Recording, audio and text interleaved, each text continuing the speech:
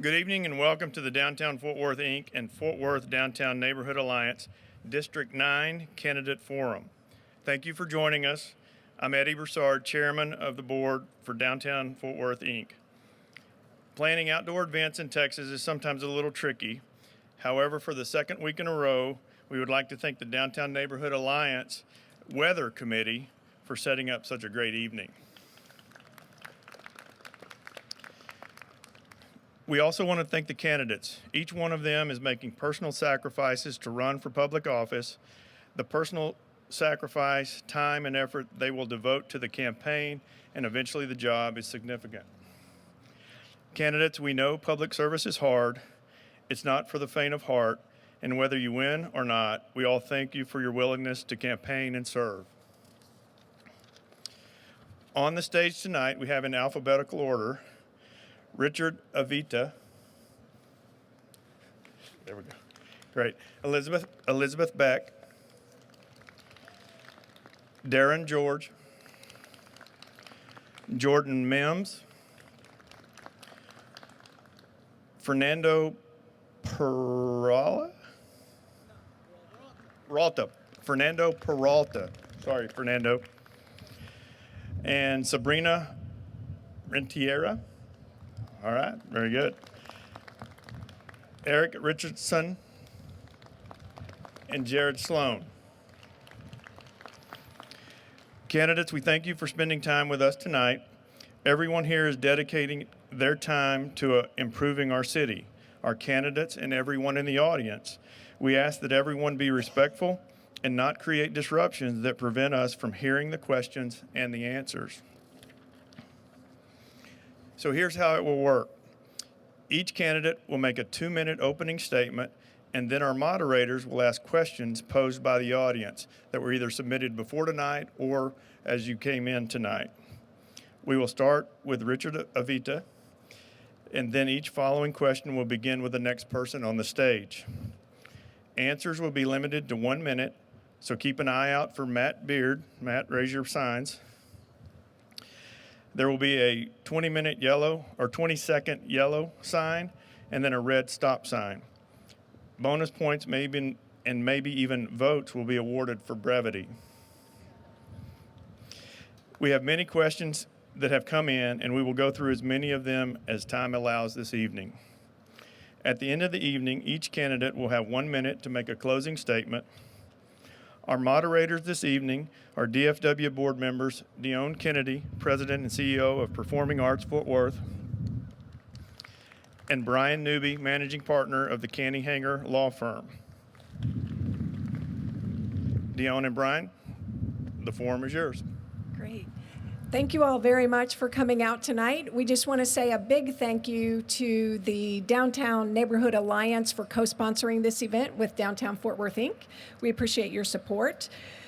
You know, there are more than 10,000 people who live in the downtown. That's really significant, and there are more and more complexes being built all the time, and we do expect that the building of new apartment complexes will continue to accelerate, and we think that the Downtown Neighborhood Alliance will, of course, continue to be the glue that keeps all of those downtown neighbors together and connected with the city and what's going on in Fort Worth. So we thank you, the Neighborhood Alliance, very much.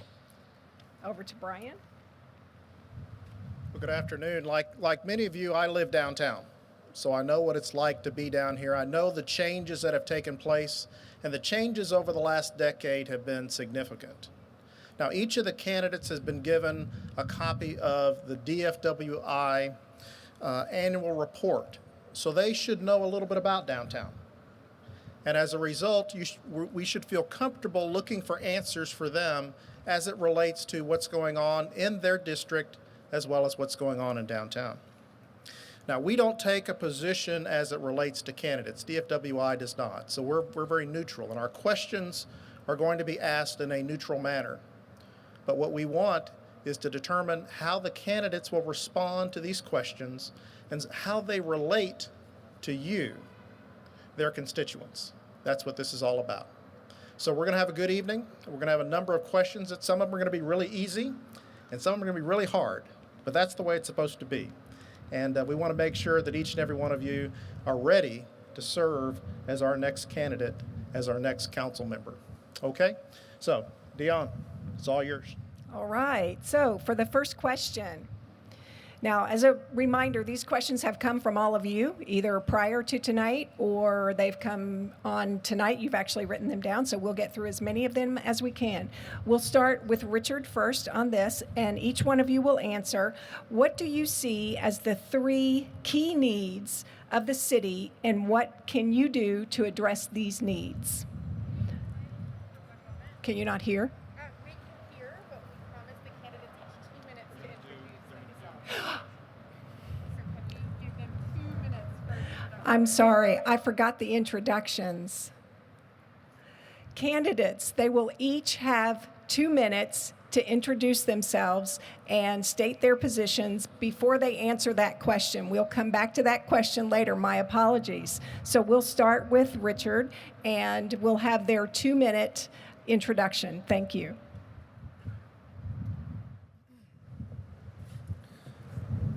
Hello, good afternoon, everybody. My name is Ricardo Avitia, and I am a lifelong member of District 9, City of Fort Worth.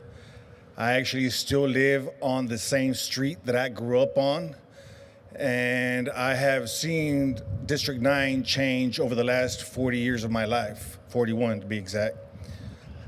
I am a product of Fort Worth ISD, and I have sat in the same seat that you sit now, actually, studying candidates who I believe would be representative of what I stand for, what I believe in, what's best for me and my community.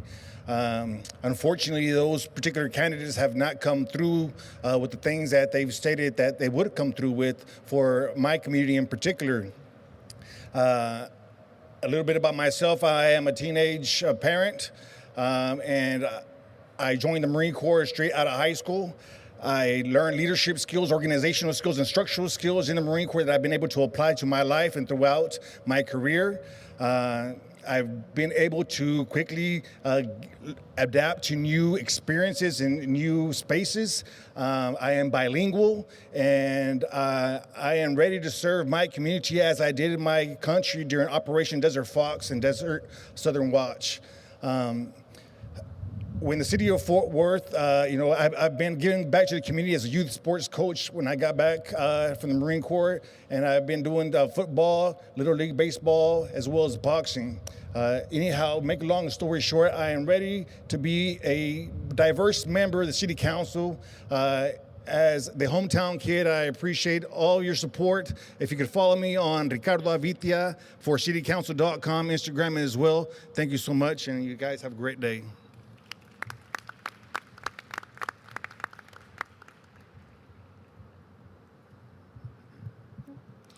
My name is Elizabeth Beck, and I'm your next councilwoman for District 9. The city of Fort Worth is the city that raised me, but it is also the city that saved me. Growing up here wasn't easy. My parents struggled with addiction, and poverty was prevalent in my life. But because of this community, the people here, and the opportunities that it provided me, I was able to see my way out. I graduated from Southwest High School, enlisted in the United States Army Reserves, where I spent 8.5 years. A year of that deployed to Taji, Iraq in 2005. I came home, I started my family, I finished my undergrad at UTA, went straight into my master's in city and regional planning while working full-time at the Council of Governments as a transportation planner, where I had the opportunity to work on some amazing projects like our long-range transportation plan, civil rights and environmental justice compliance, and compatible development around NASJRB to make sure that that is an economic generator for generations to come. And then I had the opportunity to go back to school right here in District 9 at Texas A&M School of Law. And I am running to give back to the community that gave me everything. Service is at the core of who I am. And when my community has called, I have answered. whether that as be the vice president of my HOA, the president of my children's parents club. Currently serve on my congregation's board of directors, and I have worked tirelessly at the state and national level on voter protection efforts to ensure that every person has the opportunity to participate in our democratic process. We are at a pivotal moment here in Fort Worth with a minimum of 4 new council members that will be taking charge. We have the opportunity to elect a new, bold class of leaders to decide where we're going to go as a city. Because, thank you.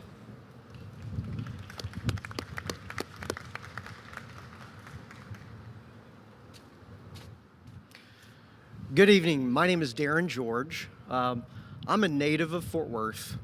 I grew up on the east side, went to Morningside Elementary, Dunbar Middle, and Northside High School. I've seen all of Fort Worth. I live in Berkeley Place now. I've lived in South Hills. I've lived in West Cliff. After I graduated from high school, didn't really know anything else except for TCU. Started out at TCU, paying for myself, and after realizing that that was really expensive and there was another option, transferred to UTA. And then within 4 years of graduating from UTA, started my own company. And have grown a successful company that I have office downtown. But really, ever since graduating from high school and graduating from college, my life has been about service, giving back to Fort Worth. From volunteering with inner city youth to do coach football, soccer, and baseball, to starting a scholarship for a full ride for Fort Worth ISD students to TCC, to being on the board for the Board of Adjustment Residential as the chair. And then through that, actually started working with the city of Fort Worth with my company, because my thought was, if we have great people in the city, our city will be better. And then through that, actually had cities all across the United States call us to start working with them. So I have experience working with cities across the United States and seeing best practices from recycling waste management to infrastructure to police. And, you know, I've always struggled with whether I could make more of a difference behind the scenes or out in front. And my wife of 12 years actually is the one that came to me and said, listen, I know you love your job, but your heart's always trying to make Fort Worth better. And so just go do it. So I've got the experience. I think we need a nonpartisan person that can represent all the people in our neighborhoods in District 9, understands the business community and the community in downtown, and that's why I'm running. Thank you. How's it going? My name is Jordan Mims. I live not too far from here, near Southside area. I'm a bartender and a server in the community, so serving the community is something that I've, something that comes natural. I might have even served a few people here. Just a few things about myself. Before working in the service industry, I worked in a bit of group fitness. I taught yoga for a few years, still do that. And it's kind of given me a sense of, a connection with the body and with people and a bit of empathy there. To know that minds and bodies are complex and beautiful things. Like a server, I remember all the things, but I did write a few things down just to keep myself on track here. Starting off, Tatiana Jefferson should be alive today. As many activists pointed out in recent days, she should be applying to med school, actually, before she was assassinated. Maybe even the new medical school partnership between TCU and UNT that has just been implemented recently. We continue to say Tatiana's name, and we continue to fight for justice for all Black women and Black people who are living under constant state of siege in this city. The city of Fort Worth has literally built on the backs of Black people. The first rail lines that connected the city to the west were built by formerly enslaved Black people who found themselves trapped by Jim Crow and the Texas convict leasing system. Black people built this city, and yet Black people are dying at the hands of city leaders and at the hands of those who claim to protect and serve us. There's 3 things that I'm running on here. 1, implementing a minimum wage for companies with 100+ workers, affordable and public housing, and a 21st century transit system fit for the 12th largest city in the U.S.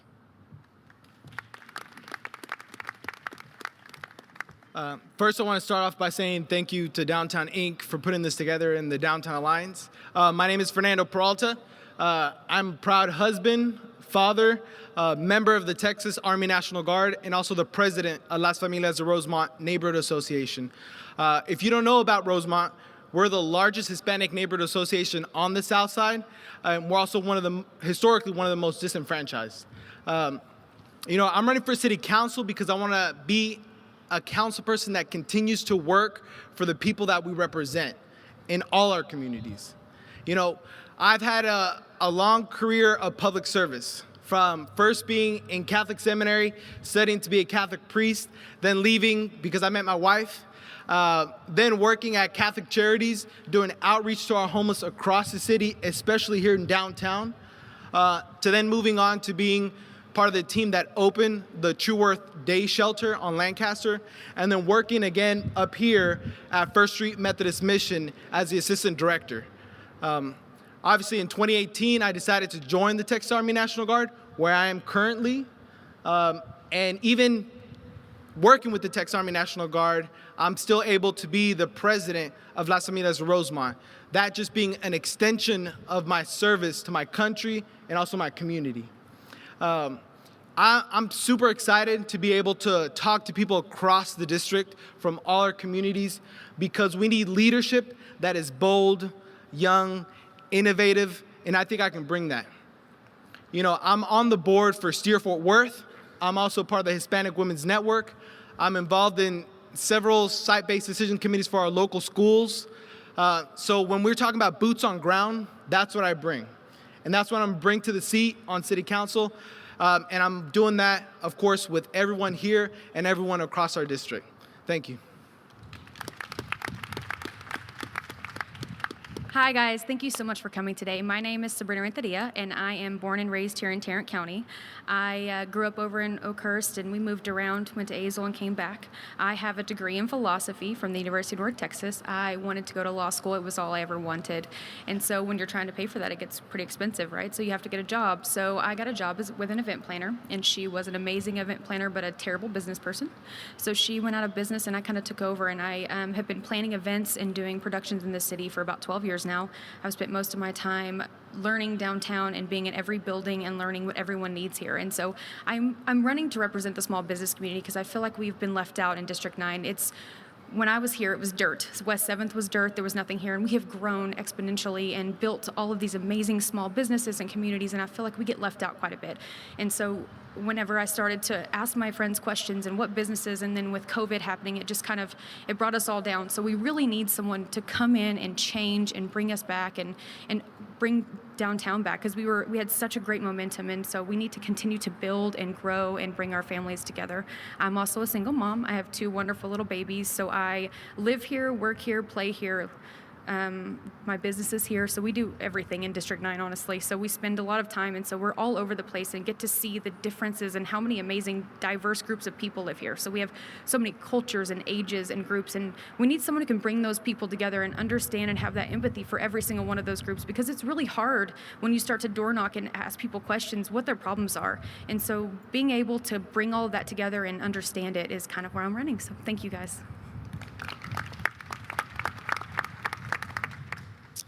Hello, everybody. Good evening. I'm Erik Richerson, running for Fort Worth City Council District 9. And there's a couple reasons why I'm running. I'm going to take this off so I'm not going like this. But a couple different reasons for me why I'm running. But let me just tell you a little bit about myself. So my father was born in Plano, Texas, in 1934. And my grandmother picked cotton out here in this region. And so for me, my wife and I, my family, we've been out here for 3.5 years. We live over off of Jennings Streets, off of Hemp Hill. And one of the things is I'm not here to change Fort Worth. I'm here to protect and preserve the legacy of those that have gone before us. I think that here in Fort Worth, we love that we are Cowtown, cowboys, that we are Longhorns. We love that. Conservative at our core. We love our God, guns, and country. And I think that here in Fort Worth, people are moving here from all over the country, all over the world, because of the unique characteristics and values that we have here in Fort Worth. Fort Worth is a place where we stand, respect our American flag, salute our American flag. Fort Worth is a place where we honor and respect our Fort Worth Police Department. Fort Worth is a place where we respect and we follow the Constitution. We're not going to apologize for who we are. We've proven that there's a better way. We did not participate in the childish burning down of cities across this country and the police brutality. We did not participate in the racism that ran rampant around our country. We have shown that this is a better way here in what we do here in Fort Worth. And I just want to say that I honor those that have gone before us. And I think that we are not Seattle. We are not Austin. We are not Dallas. We hear people talking about we need to look at Dallas. We're not Dallas. We're Fort Worth, Texas. And we need to find out what our taxpayers want to do with their funding here. It's not us up here that make the decisions. It's the taxpayers. And I want to know what the taxpayers want to do with the funds here in Fort Worth. I'm Erik Richerson. You want to lean down to it?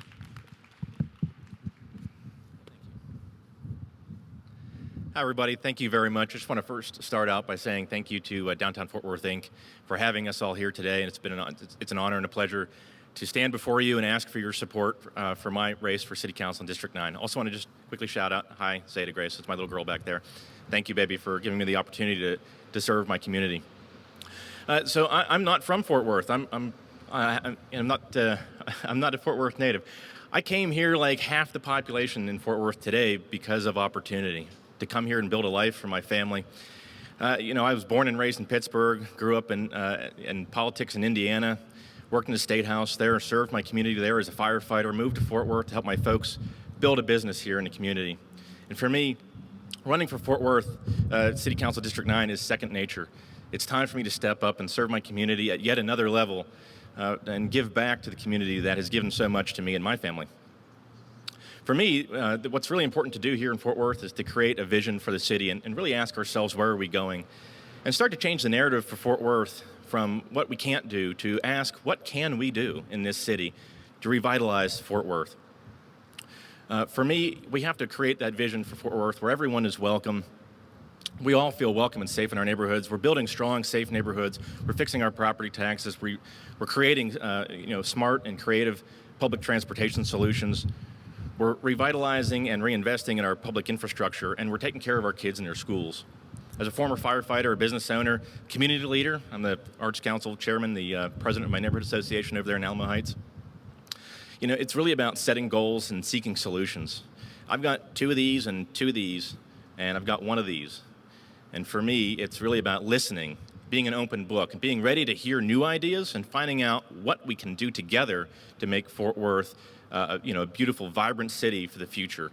We need to rethink how we're moving forward out of COVID-19, and today is the day we can start that. Thank you for your support.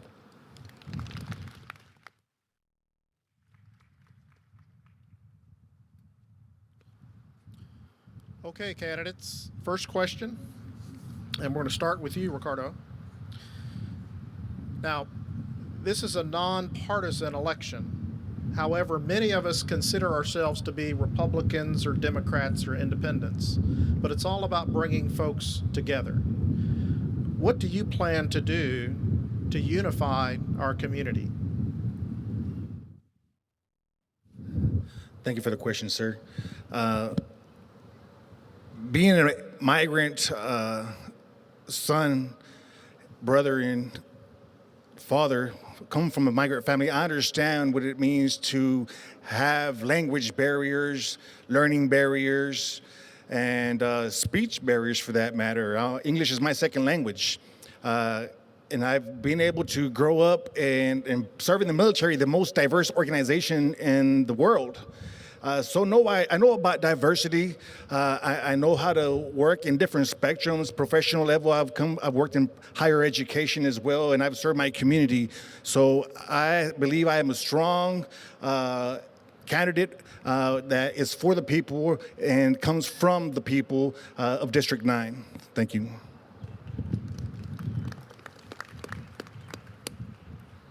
So I talk a lot about my time in the military. And one of the things that it gave me was the experience of how to live with, work with, and at times even learn to love people that do not look like you, they do not act like you, and they definitely do not think like you. But you come together for a common goal to accomplish the mission.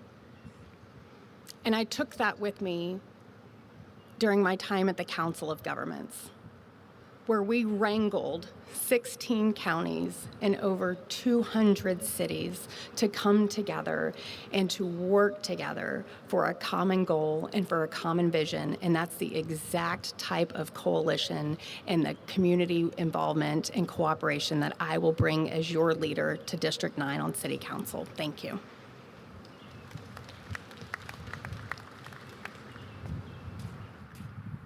I think it's vitally important that we keep City Council nonpartisan. And I think to do that, what you have to do is actively reach out to each neighborhood. Each neighborhood in District 9 has vastly different needs, from Rosemont to Park Hill to South Hills to the downtown business district and the downtown neighborhoods, Oakhurst. Everybody has vastly different needs, wants, and I think you need somebody that can actively listen and understand those neighborhoods. I think people are tired of the partisanship that's at the state and federal level. And we need someone that has shown that they are a centrist, they're not partisan, and they're here for the people. Until we can do that and actively reach out and listen, then we can't understand and accept ideas from all sides. And that's what we need in District 9.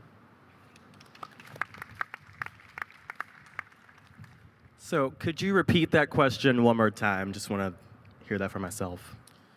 What do you plan to do to unify this community? Lovely. So as a member of the community who is very passionate about making sure that we're all connected and that we all have opportunities and that we are all accepted, it would behoove us to elect officials who are aggressively tackling not leaving behind those who are most at need. The way that we unify everyone is by making sure that we all make it to the finish line and that we are all taken care of. And it doesn't matter if one person is in this tax bracket and the other one is in the other. If we're swarmed in poverty, or just swamped in it, I should say, our people can't unify. There will always be tension. There will always be an issue. And that is how we unify everyone, in my opinion.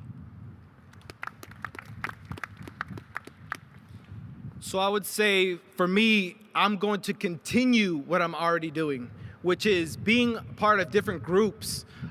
Is it Steer Fort Worth, Leadership ISD, being part of our school system with our local schools, but also continuing to work with all the different neighborhoods to get stuff done.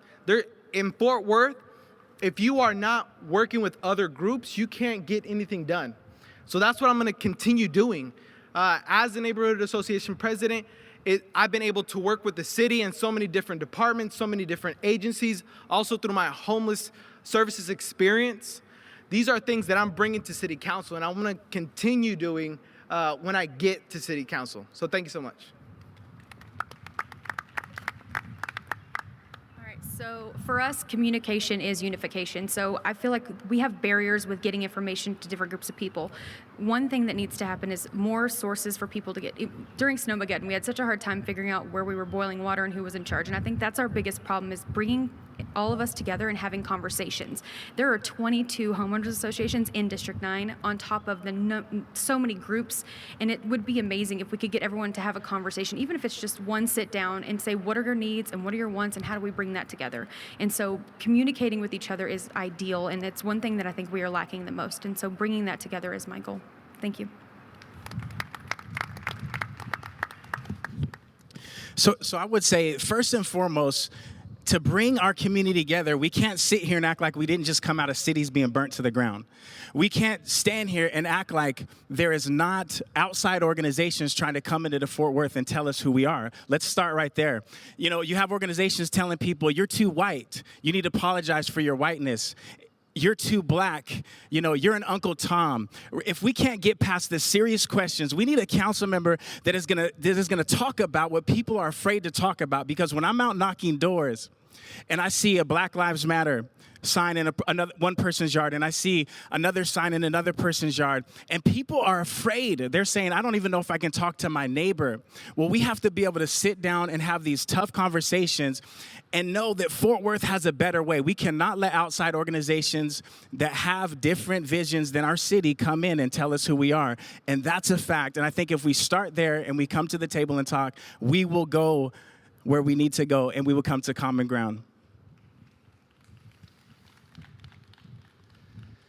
Yeah, so for me, as a former firefighter, one of the things I learned and I honed was when the bell tolls, when the bell rings, the alarm sounds, that means someone's in trouble and you go. You don't ask who needs help. You don't ask what that person looks like. You go, you help, you tackle the problem. So what we need is a focus on the problems that we have and really talk about solutions, because this town has some great challenges, but also great opportunities. We're coming out of COVID. We have a great opportunity, especially downtown, to revitalize. So how can we bring people together, ideas together about how to revitalize? So what I want to do is create a culture in this town and at City Council with my fellow council members about how can we get things done in Fort Worth. I want to stop the conversation about what we can't do and bring people together about what we can do. And this city can do a lot. We've got a lot in front of us. Thank you.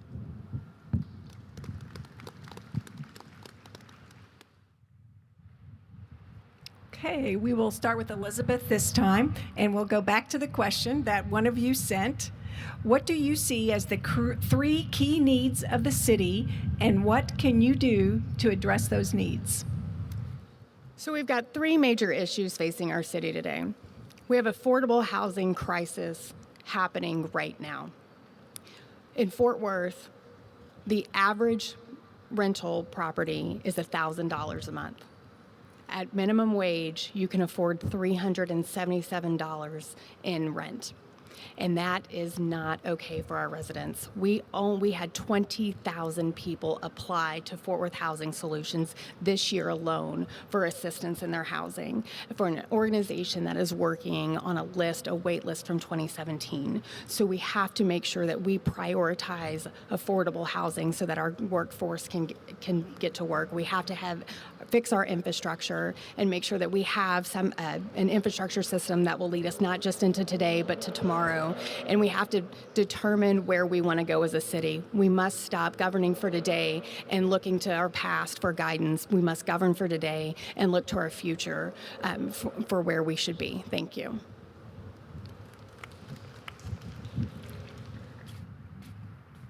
I think our top three things are, one, our property taxes. And property taxes are really into two things. One, what's the property tax rate? But also our valuations. We're being taxed literally an extra 7% year over year over year. And that goes into affordable housing, right? I've talked to people throughout the district who are on a fixed income and can barely afford their paid off house just because of the taxes. So we've got to figure that out so we're not taxing our existing homeowners, our renters, and everyone out of their houses.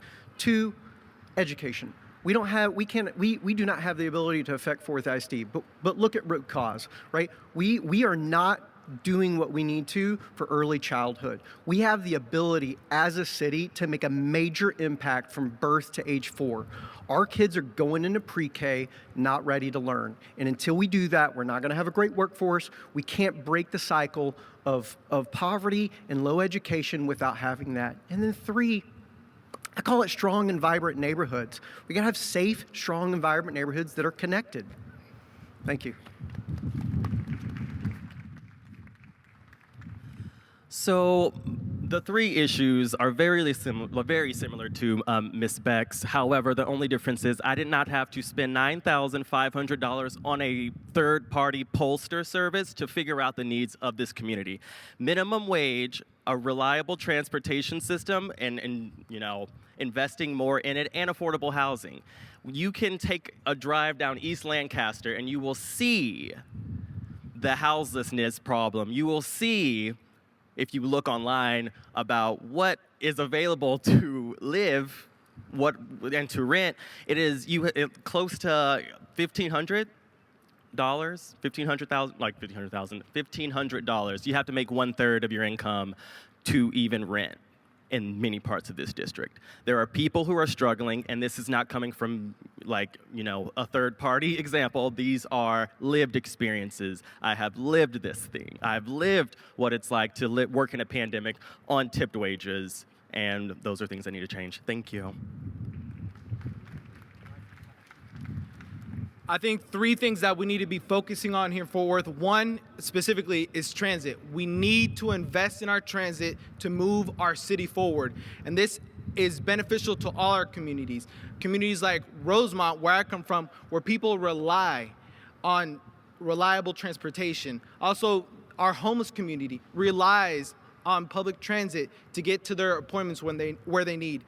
Education. This is something that being part of Leadership ISD, we see that there's inequities in our education system, which affects us to move our city forward because our workforce, we need to be able to have great schools so we can have the workforce that we need to bring the businesses. And then lastly is affordable housing. Again, being priced out of our neighborhoods, also seeing it when we're trying to get people to come to downtown. Can you afford living downtown? I can't.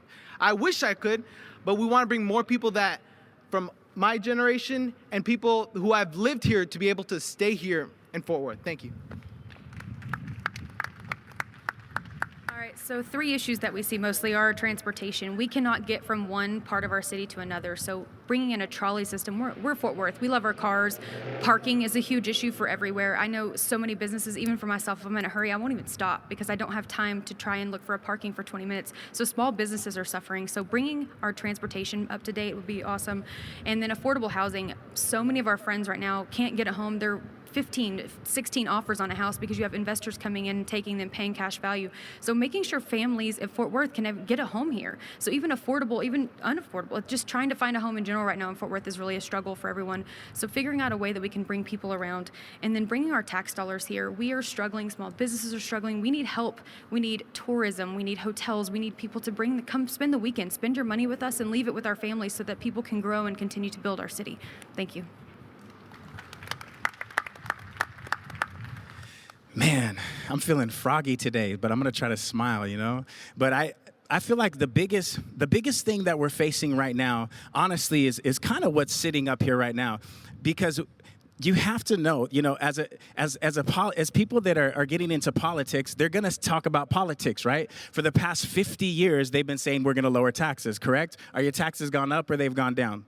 I'm just curious, because I'm not going to high-five someone for doing their job, right? If I'm hiring somebody to mow the lawn, I'm not going to be surprised they mow the lawn, right? It's our job to take care of the tax dollar, to cut wasteful spending, to do all these things. So I think the biggest thing is to make sure we're electing people that carry the values of Fort Worth. We are not Dallas. We can't keep pointing to that. And let's just take a breath, calm down, and ask the citizens, what do you want to see in our city? I think that's number one. Number 2 would be schools. I mean, we got to watch what's going on in our schools. I think the school board election is more important than this election because our values are under attack in this city, and there's people that are here that don't necessarily hold the same values that we hold. And I have another one, but I'm out of time. So for me, the first priority is to figure out what are we going to do for the next 20 years? Where do we want the city to go, and what do we want that to look like? And we can start by thinking right here in downtown. That's where we are. We're in downtown. We're talking to downtown folks. And that includes revitalizing the economy and getting people back in these shops, getting businesses back in our retail spaces and back in our towers here in Fort Worth. We got to do that right away. We have to take advantage of coming out of COVID-19, make sure that we're focusing on ways to get business people back in business. We also need to figure out how we revitalize our infrastructure, and we do that by making sure we're bringing business back into Fort Worth, and we start with an in and up approach and create that healthy density that the city needs to do so that our tax dollars aren't going out to the ETJ. And then we need to figure out creative solutions for public transit that works in this city and that people can use. So thank you very much.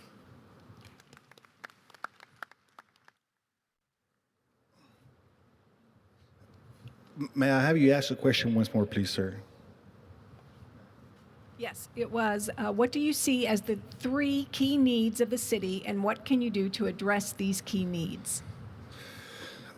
Well, as Mr. Richerson stated, and as I've continuously stated, is that District 9 needs real representation. Everything that everyone on this stage has stated is true and correct. but it's the status quo. As you can see, they know what they're talking about as far as how to speak to you guys, right? But they're going to continue with what's going on in Fort Worth right now because they have all the connections. What we need is accountability and real representation from the people, by the people, okay? As a Marine Corps veteran, I know about accountability. I know about structural organizational skills and how to get the job done. We need representation from the community. Thank you so much for being here.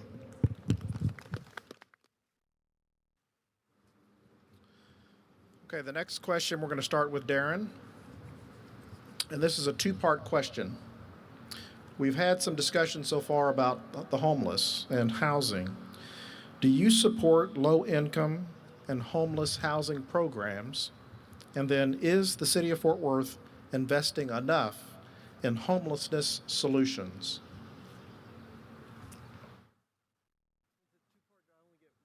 One minute or 2 minutes?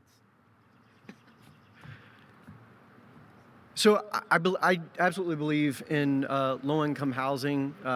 We need affordable housing. This is a problem that we see across the United States. One of the things that I've in my job has been able to see is some of the best practices.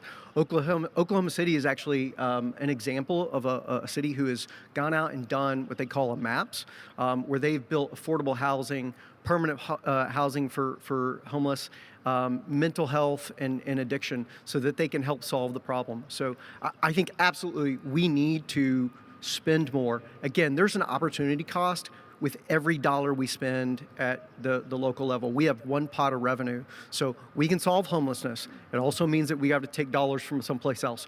Do I think that we need to spend extra dollars on homelessness? Yes, I do. I think that there's areas that we can spend more on. Thank you. Could you ask the question again one more time for me?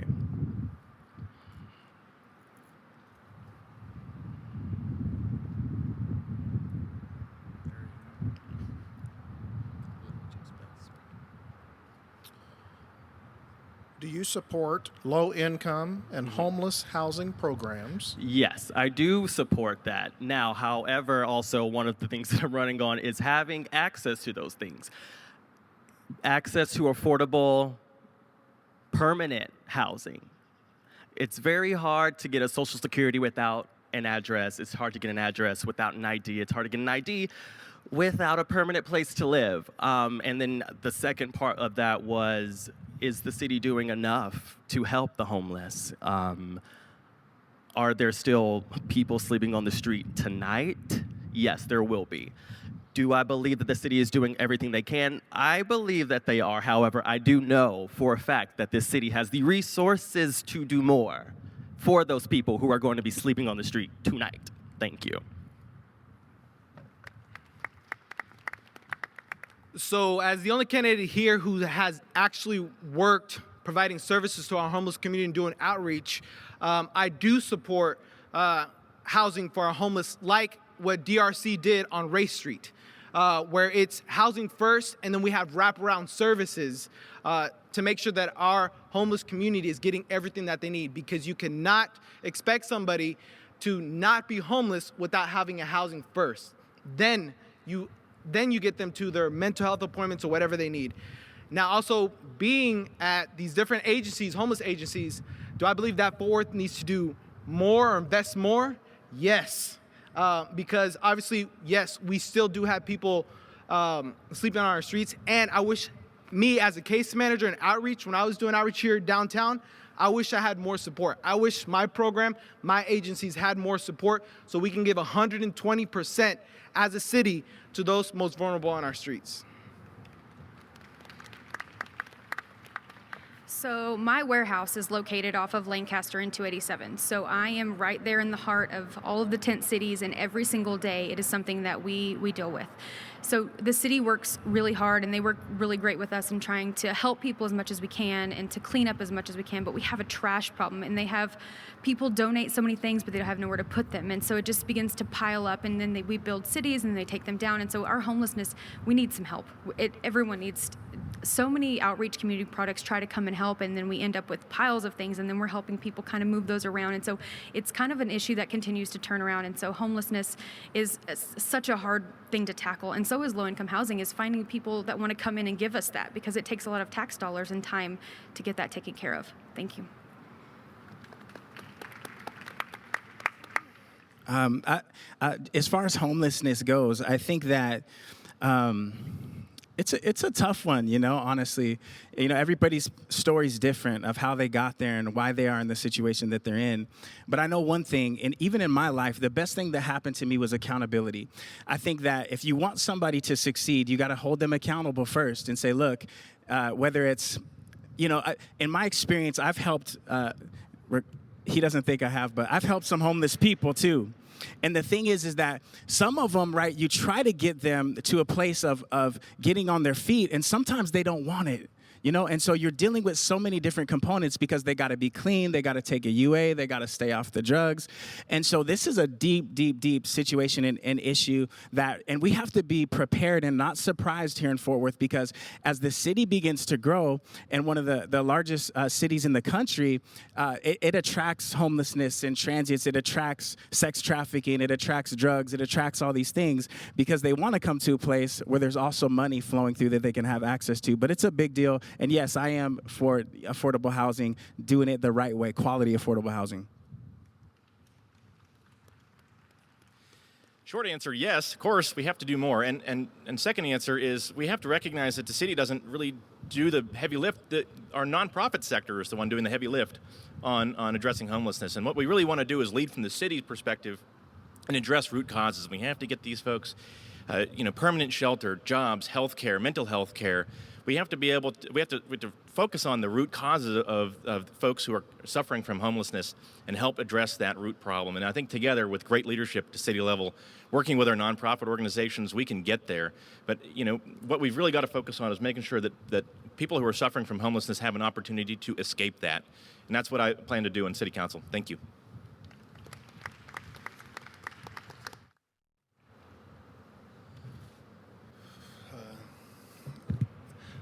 Well, I also agree that we need affordable housing. Right now, the city of Fort Worth depends heavily on, if not majority, on residential property taxes as a primary source of revenue. So we need to find another source of revenue to help fill the gap and relieve the property owners of that burden and stress. Regarding our houseless community, I was out there during the snowstorm feeding the houseless community with a Funky Town Fridge. Ms. Kendra does a great job with Funky Town Fridge. And I know about the resources that we lack because a lot of them imitate correctional facilities. And so PTSD is a big problem within the homeless community. I'd like to also let everybody know that I was once homeless myself, houseless, and there do need to be more resources for people who are not able to find them on their own. Thank you.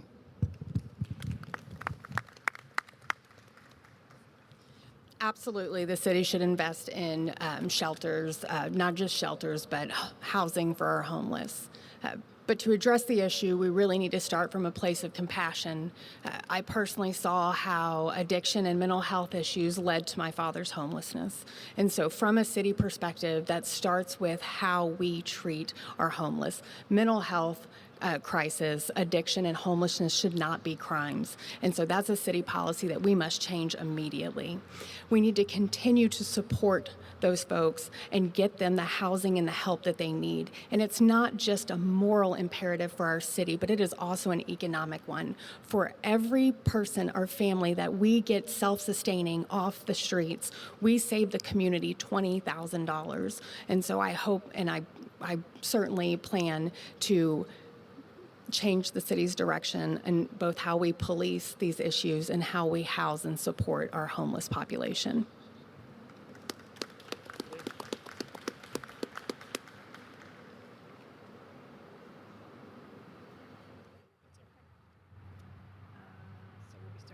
We'll be starting with Jordan on this one. And this is a question from the audience tonight.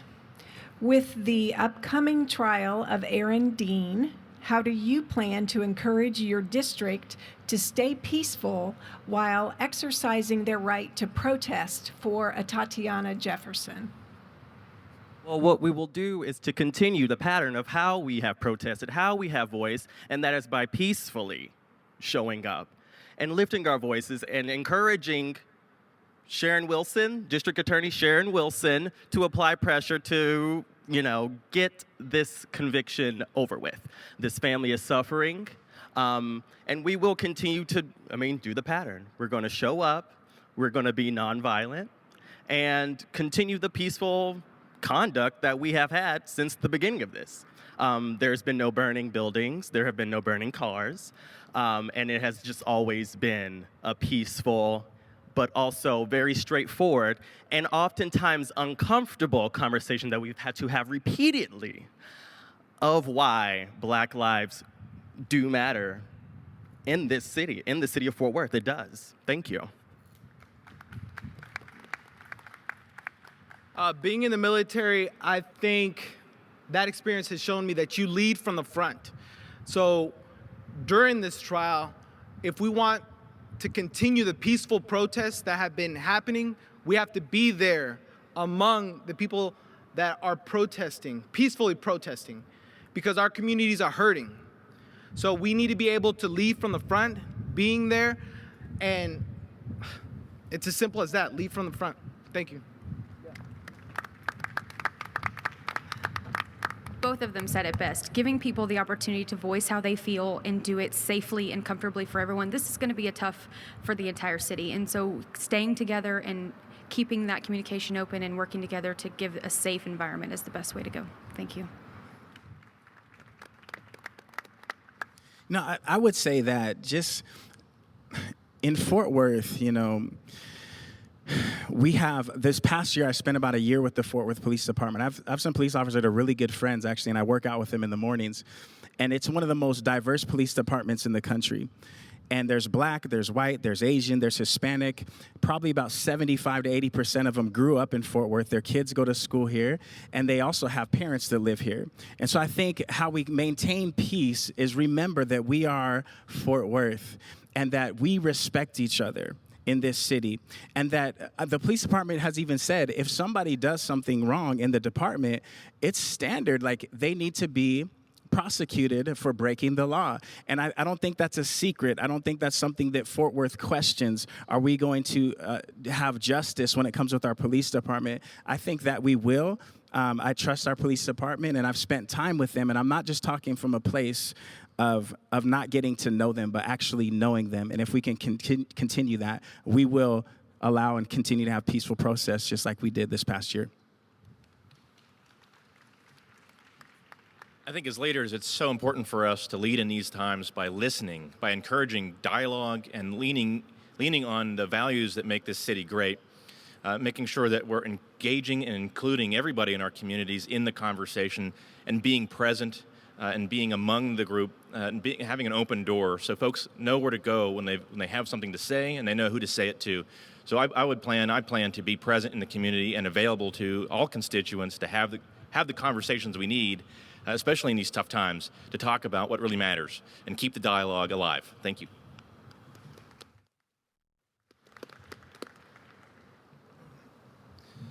I think it's important for us to say her name. Tatiana Jefferson, please say her name. I believe that it is imperative for us to educate ourselves as to what the needs of the people of color communities need or have. What are the reasons why they live in fear? And unless we educate ourselves, there are books out there about white fragility and the counter narrative to Americans of people of color in this community. So I believe that by exploring those avenues to inform ourselves of other people and other ethnicities around us, it'd be more easy to understand what we're protesting about. Thank you.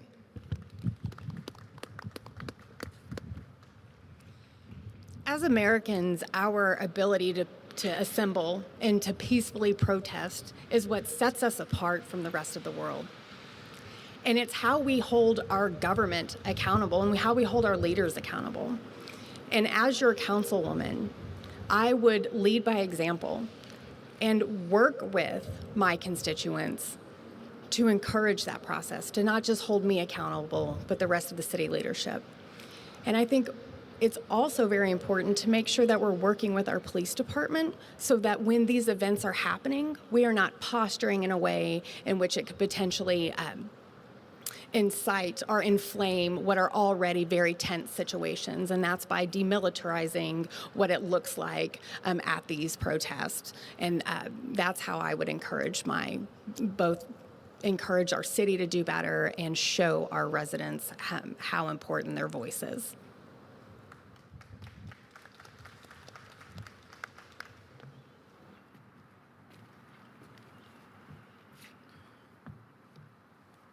People just want to be heard, and I think it's not showing up just for the photo op. It's showing up when,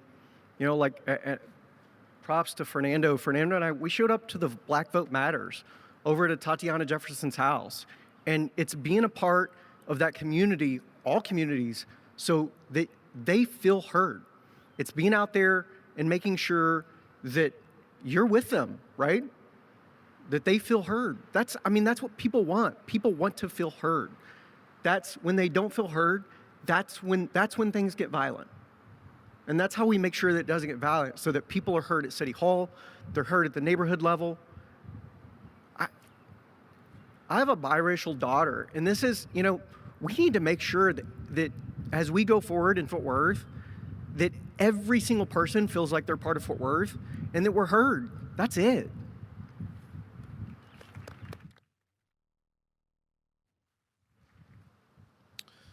Okay, the next question, we will start with Fernando. And this one is going to be related to COVID and District 9. Do you know how many people have been vaccinated in District 9? Do you know where the immunization sites are? And will you encourage constituents in District 9 to be vaccinated? So I don't have the specific numbers, but I do share the information with everyone when we get that information, the sites where you can get vaccinated. I spent a couple weekends ago working with the North Side and here in the South Side, organizing events to get people registered for the vaccine.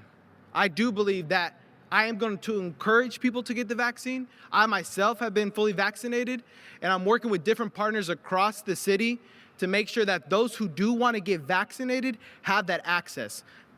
Neighborhoods like Rosemont, we need to make sure that they have the information that they need in English and in Spanish to make that informed decision. So when our communities have the information that they need and they feel that they can make an informed decision, I want to be able to give them those vaccination sites available to them in their communities. This is actually a conversation we just had, and this goes back to our communication. I don't know the number because there's not anywhere to actually find that information. Everyone has a different number and a different idea on how that works. And I was trying to enroll my mom to get her vaccination, and it was super complicated. It took me many times to get a phone call, and it took 3 weeks to get a call back. So finding a way to streamline that process and make it a little bit easier for everyone who is trying to get vaccinated is kind of our goal as well. So thank you. I would agree with that. I don't think there's, an avenue to get those exact numbers. I know that there is a station over off of Hemp Hill where the police officers train. There's a place where people can go and get vaccinated there. So if you want to go get vaccinated off of Hemp Hill where the training facility is, you're more than welcome to do that. I just want to say that, I'm American at the core.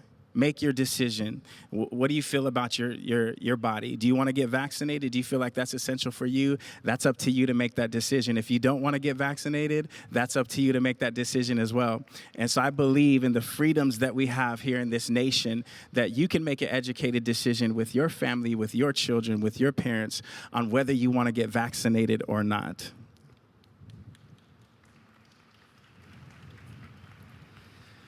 No, I don't know exactly how many people have been vaccinated. I think we need to have a great focus about that, and that's where our news media could provide a vital resource to the community in helping us really better understand not only how many folks are vaccinated, but also what resources we have. And but there are at least 3 that I can think of in District 9. There's THR's clinic off Rosedale and one by One Safe Place. We also have opportunities up at Texas Motor Speedway and out in Arlington, for example, so citywide and DFW wide. But more importantly, I encourage folks, and including folks who work for us in the company and people that I talk to, my friends and family, we encourage getting the vaccine because the vaccine is an opportunity for us to get back to business. It's an opportunity for us here in downtown to get businesses back in these buildings, to revitalize downtown and really move forward from COVID-19. We shouldn't let that hold us back. Now's the time. The vaccine is a great opportunity for us to leap forward. Thank you. All right. I actually do have a little information on the numbers. District 9 is composed of approximately 100,000 people, with 70% of those people being of Hispanic background, and only 6% of the community has been vaccinated. So just imagine, and the disparities from the Hispanic community to the affluent and wealthy communities. Additionally, I have also participated in registration drives in Worth Heights and Diamond Hill, and we're going to be doing one at Northside High School this weekend on Sunday. So come on out between 2 and 4. Actually, show up at 1 o'clock if you want to volunteer.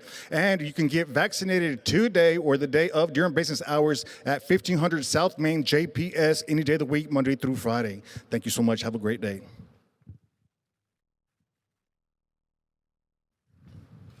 I cannot tell you the exact number of people that have been vaccinated in this district, but what I can tell you is that there have been great disparities across this county in both COVID rates and access to vaccinations.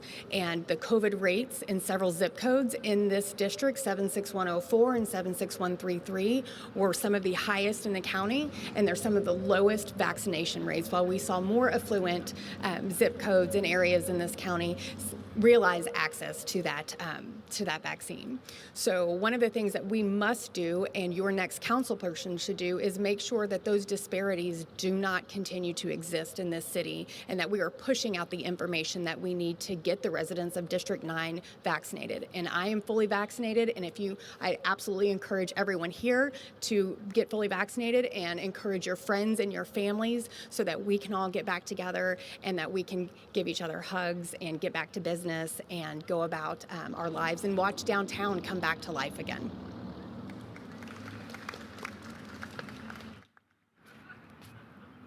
I think it's imperative as any public official that you promote getting vaccinated.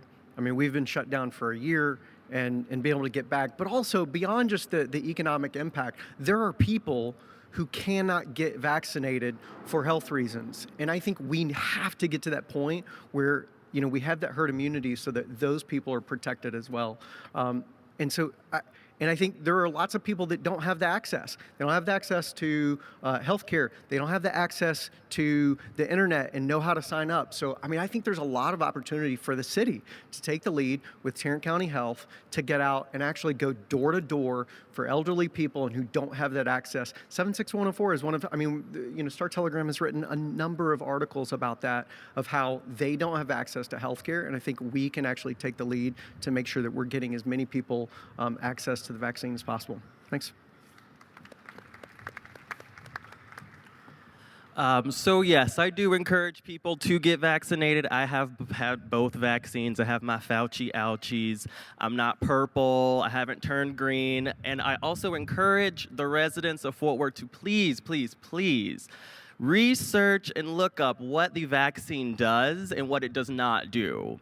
There's no trackers. There's no dead virus being put into your body. It is very complex, not complex, but sophisticated CRISPR technology that will help you live and it will let us go back to looked like normal before the coronavirus happened and with the pandemic. But yes, I think also the city should make it more accessible. We have so much room. The convention center just down the street from here, huge. And when I got my vaccine, it was at the Ranger Park Stadium. So, it's there, and it was very in and out. And, I felt a little funny, but I felt great. Thank you.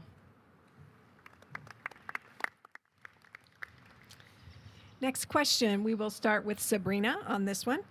District 9 has a very affluent areas and very poor areas. How can you make sure that you're listening to both sets of constituents? This is one of the biggest problems in District 9 is that we have so many diverse groups. And I think having just conversations with them, and this comes down to a needs and wants conversation. So what do you need? How do we address those needs? And then what do you want? And making sure that everyone in our district has what they need is super important, because right now we are the most diverse group in all of the cities. And I don't think it's possible for any one person to even understand every group, but you can certainly try and listen. And just having open lines and talking to them and sitting everyone down and trying to work together to create that program and bringing the heads of those communities together and having conversations on how we can work together and build a better District 9. Thank you.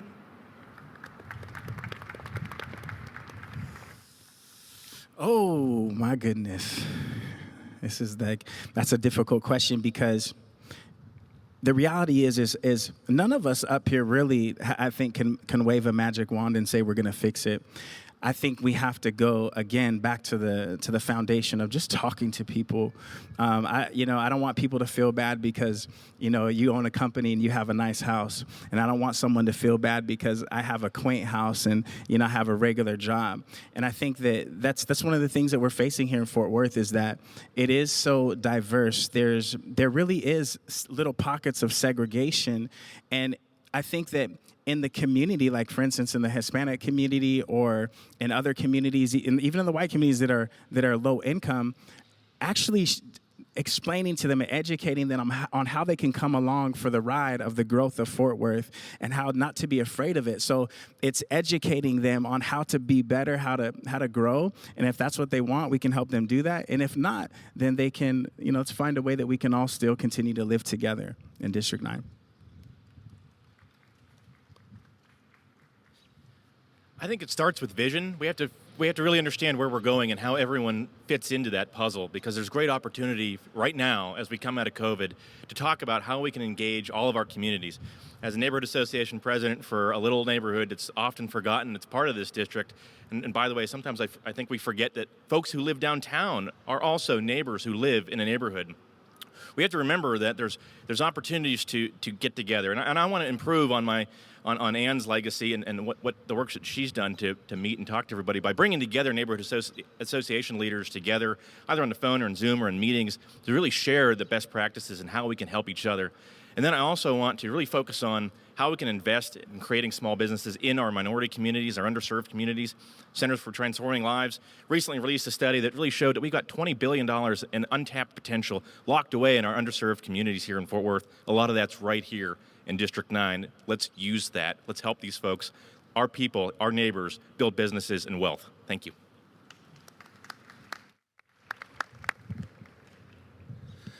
I think communication and representation, information dissemination is going to be key to bridging the gap.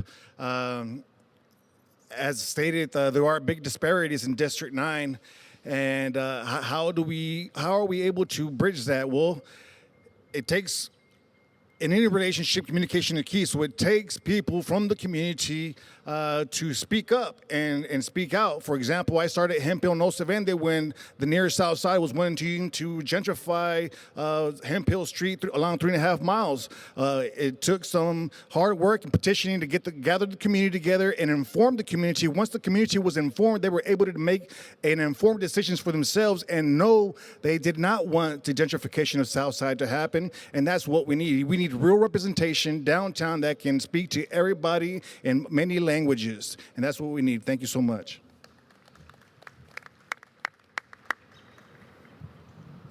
Oh, you're fine. District 9 is without question the hardest district to represent because of the wildly diverse interest in this district, from the communities of Rosemont to the Central Business District. And it starts from a place of respect. Seeing a community for what it is. What makes District 9 special is our vibrant neighborhoods and communities, and understanding that not all of them look the same, but still hold the same value for our city is the place that we should start from when governing for this district.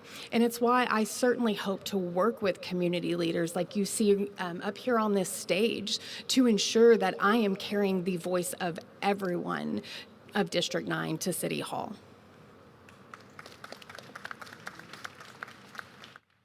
Just repeating the question, District 9 has very affluent areas and very poor areas. How would you ensure that you're listening to both sides of those constituents?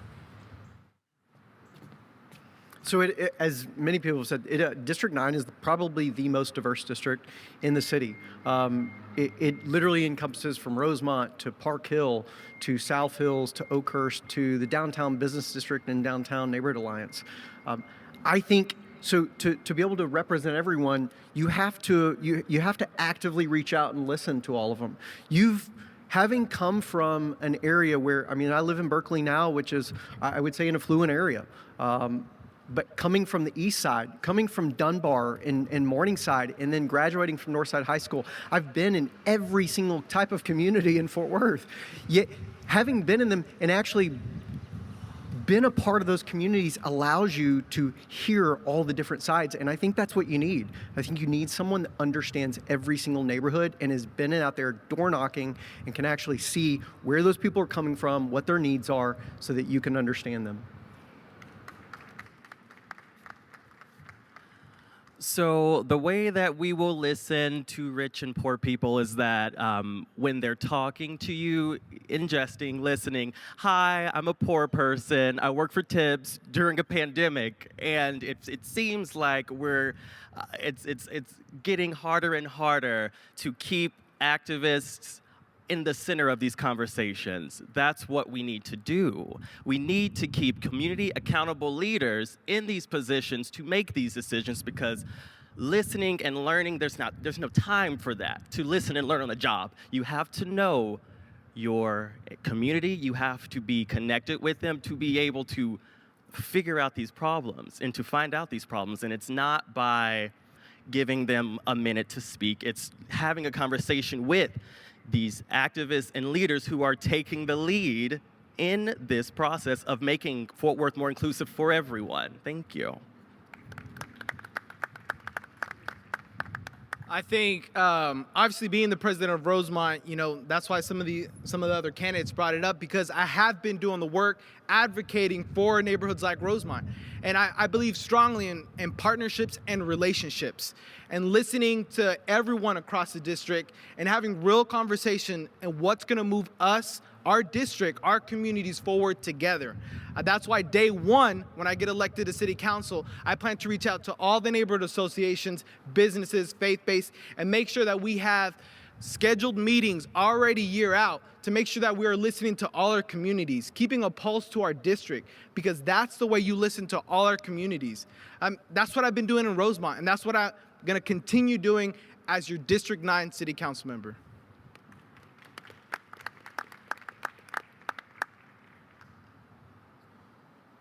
The next question will begin with Erik. Fort Worth and District 9 have seen a substantial growth in new high-rent apartment complexes in the past 5 years. What is your stance on future development of apartment dwellings in Fort Worth and specifically in District 9? Man, I got some good ideas, but I think the taxpayers got better ideas of what they want to do with their money. And so, the biggest thing I hear is a lot of people, they just don't feel included in the zoning changes. They see apartments pop up and they go, man, I didn't know that apartment was popping up there. I mean, it's happening so fast. You have all these investors coming into the city and they're building all these, they're getting all these projects going. And I think, like, for me, the biggest thing, I've had people say, what are you going to do, Erik, with the multi-million-dollar budget? I mean, obviously do my job and make sure that we are fiscally responsible, but my job is to reach out to the community and say, look, this is your tax dollar. Do you want an apartment complex right here? This is your tax dollar. What would you like to see done with your tax dollar? And this is also in areas of disparity. Low-income people are saying, hey, what is going on here? I have no idea. You even go to the more higher end and more wealthy communities. Some of them are saying the same thing. And so I think that the most important thing we can do is just get back to saying it's the taxpayer's dollar. Fort Worth, what do you want to do with your money? So one of the greatest opportunities we have here in Fort Worth is all this growth. But if we don't allow that growth, if we don't channel that growth and focus that growth in ways that benefit downtown, the urban core, the neighborhoods in District 9, we're going to lose that to the districts outside of here, and we're going to allow that to turn into sprawled out neighborhoods all over the Metroplex. We've got to utilize this opportunity to bring this investment into Fort Worth, but we have to do it as leaders. And as a city council person, I will lead from the front to find developers who will help us achieve our comprehensive plan's objectives, and to build in, mixed-use housing, mixed-use developments, 15-minute cities, 15-minute communities, so that people can live, work, and play here in downtown Fort Worth. We need to do our residential improvements and developments smarter, and by doing that, finding developers who will help us build in retail spaces, commercial spaces, garages, parking into those apartments, so that we don't end up losing those investments later down the road and causing the problems I think a lot of us are afraid of. So thank you very much.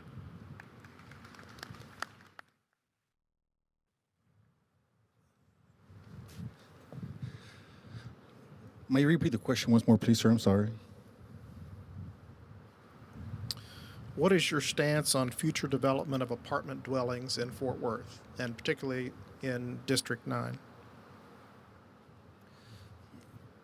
It's imperative to build affordable housing for low-income families and middle-class families alike. It's important to communicate with the lower socioeconomic neighborhoods about all of the resources that are available to them via neighborhood empowerment zones, 2 of which we have in District 9. It's also imperative to ensure that when I was growing up, downtown was the place to be, Sundance Square. It's imperative for us to budget ourselves in a manner that will allow small business growth in downtown, which is the key to any economy in any city. And by informing the community of all the small business opportunities that are available to the residents of District 9, it will greatly impact the future of Fort Worth.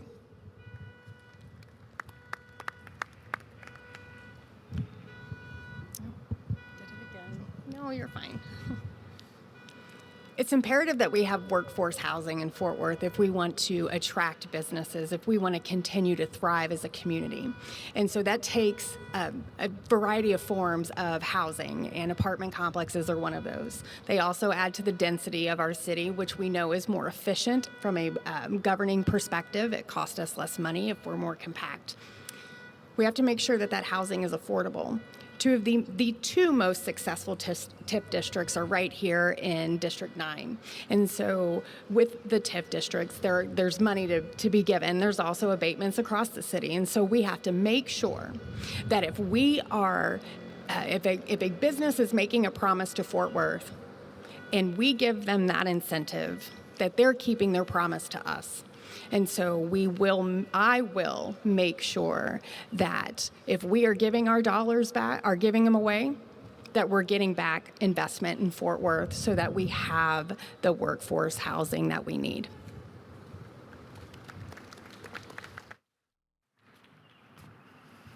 I think what you see across District 9 are these large, big block apartments that have been built. And part of the reason is large investors can come in and afford to buy that land, get it rezoned, replatted, and afford to do that. We haven't seen the mid-tier and small developers that want to come in and work with Fort Worth, and that's because of our development services broke. We have A5 single-family homes that go right up next to these big box apartments. We've got to have stuff in between. We've got to have the quadplexes, the duplexes. We've got to have the row houses. We have to have something that's in between the big box apartments and the A5 housing. And the way we do that is change our development services. It literally is broke in the city of Fort Worth. And by doing that, we can have a variety of mixed density, A5 all the way up to the big box apartments that makes District 9 somewhere where anybody can find someplace that they want to live.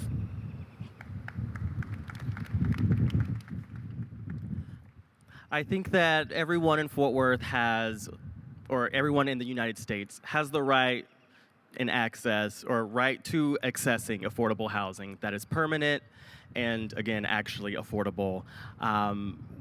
It will take, an independent zoning committee.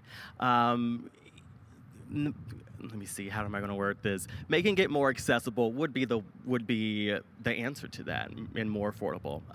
And thank you so much. Thank you. When we talk about our apartment complexes across our district, we need to make sure that our communities and our neighborhoods and our business community are part of the conversation from the start. Because that's when that development is equitable for everyone that it's going to affect. We have to make sure that the medical district, my wife is a nurse, so I want to make sure that all those doctors and nurses have affordable housing close to where they live. I want to make sure like communities like Rosemont, that if we don't want big apartment complexes coming right next to our neighborhood because they might price us out and displace us in the long run, we want to be part of that conversation. So I think to have equitable, smart development of apartments across the district, you make sure that everyone that this is going to affect is part of that conversation from the start. So we want more apartments here. We just don't want them to stay empty. And when they are so expensive that people can't afford them, we're leaving an entire area unused. So giving developers, like Jared said, the opportunity and some incentives to come here and build some affordable apartments, and then mix-using those. So putting businesses at the bottom, like everyone has had some great ideas, and we really do need to build up. And we have so many places that are sitting empty because people can't afford them. So we need to find a way to incentivize these developers to come here. And like he said, small developers, not just all the big ones who can afford the $3,000 a month apartments. I mean, most people who live, nurses, don't want to pay that kind of money.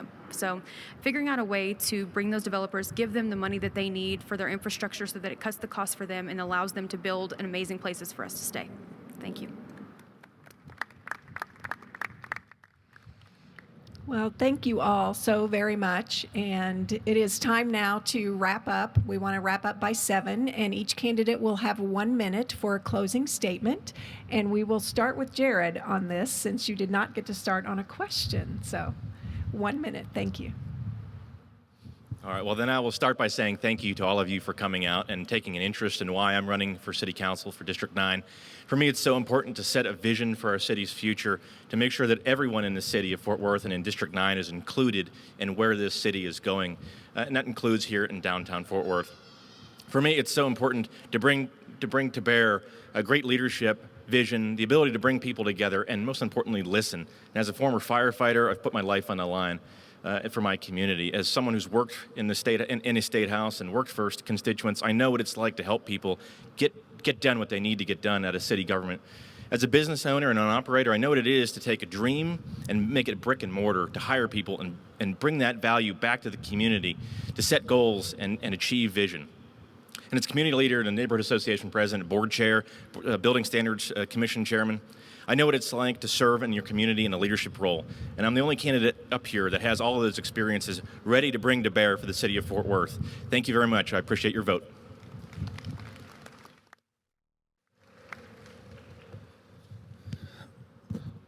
What's going on, everybody?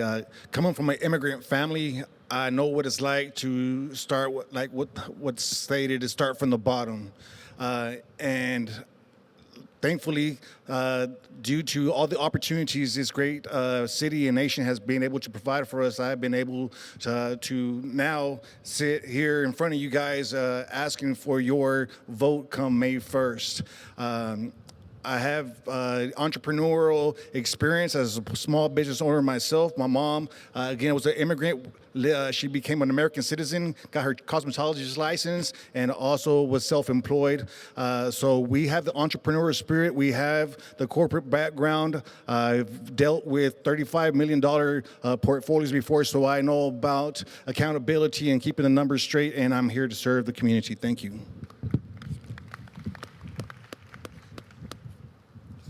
My name is Elizabeth Beck.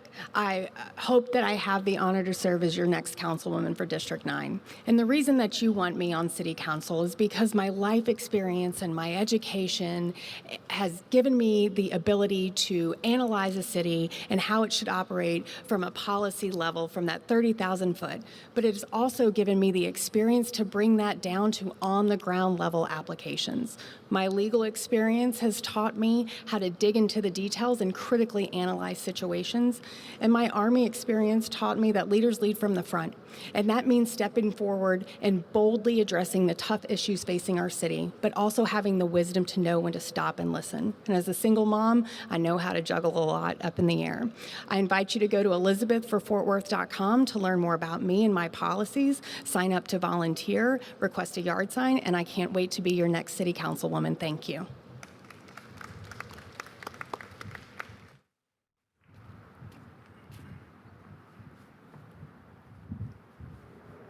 As an entrepreneur, as a family man, someone who's been involved in Fort Worth from the volunteer level, as neighborhood president, actually involved at the city level and worked with municipalities across the United States, I'm the most experienced candidate. And I've had a passion, and I've shown a passion for serving Fort Worth literally since college. And I think that we can make a huge difference by having innovative solutions and someone who's on council, who's nonpartisan, has been involved locally and loves Fort Worth. And that's why I'm running, and that's why I would love to serve Fort Worth and be your council person. Thank you. Thank you for coming tonight. I would also like to thank everyone for coming tonight and being able to listen to us and for us to have this platform to share. A vote for me is going to be a vote that means something. What we need are community accountable activists, someone who is still going to be in the community working every day to serve the people of Fort Worth while also staying accountable to the people of the community. I'm not a legal or corporate insider. I'm still going to have to bartend and serve while I'm doing this. This is life or death for a lot of people in this city. It really is. And I just want to express that a vote for me is going to be a vote that is new. It will be uncomfortable sometimes, but there will be change for the better for everyone in the city.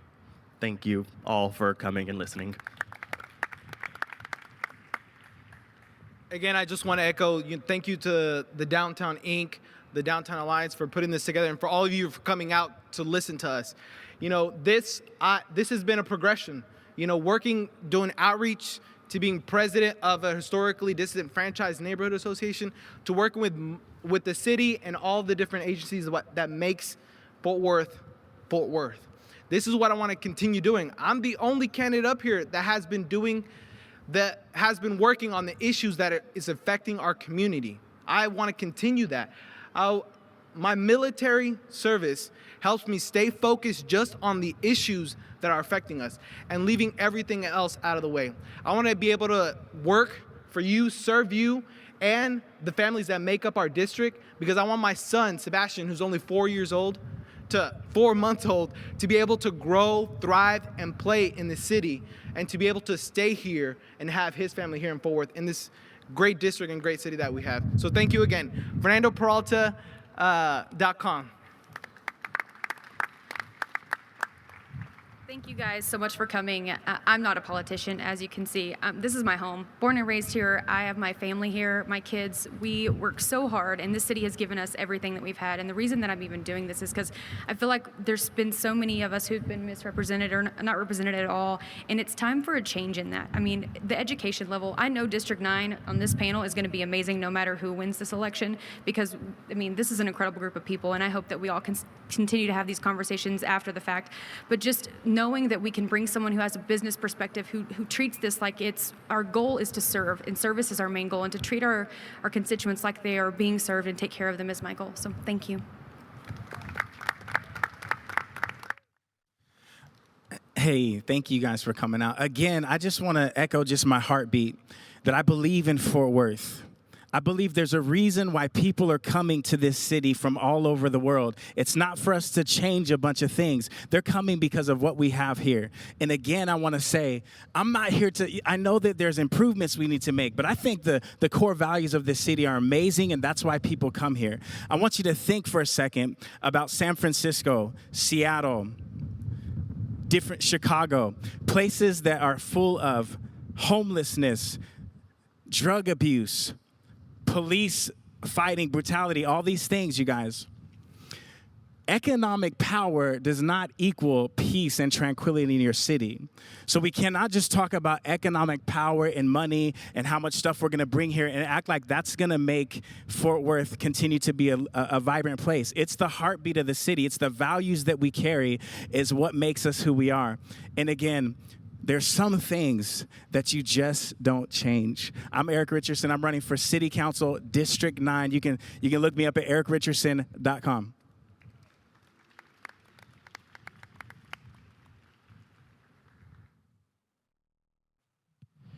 I'm Andy Taft. I'm the president of Downtown Fort Worth, Inc. And I'd also like to thank you all for coming out. Tonight was democracy in action.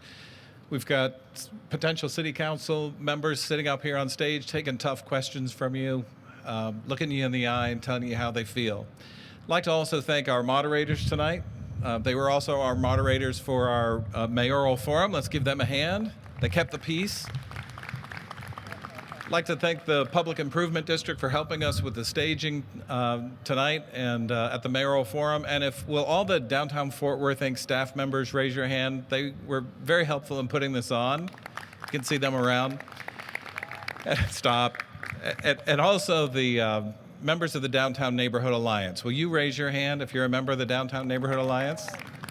See, a lot of them. Thank you all, the Downtown Neighborhood Alliance, and I see Carlos Delatorre back there, and I see the new chairman of Downtown Fort Worth Inc. He'll be installed later this month. Larry Anfin are here as well. These candidate forums, again, as you know, Downtown Fort Worth Inc. doesn't take a position on them, but the District 9 member of the council and the mayor are very important to us. They are the ones that we're going to be reaching out to and working on. We've got a whole lot of work left to do in downtown, and you all are going to be a part of that. You vote, you're going to be a part of that, and we're very excited about the continued relationship between the DNA and Downtown Fort Worth Inc. and whoever our new city council member is. Let's give these folks who are sacrificing their time to serve us another round of applause. And thank you all for coming out tonight.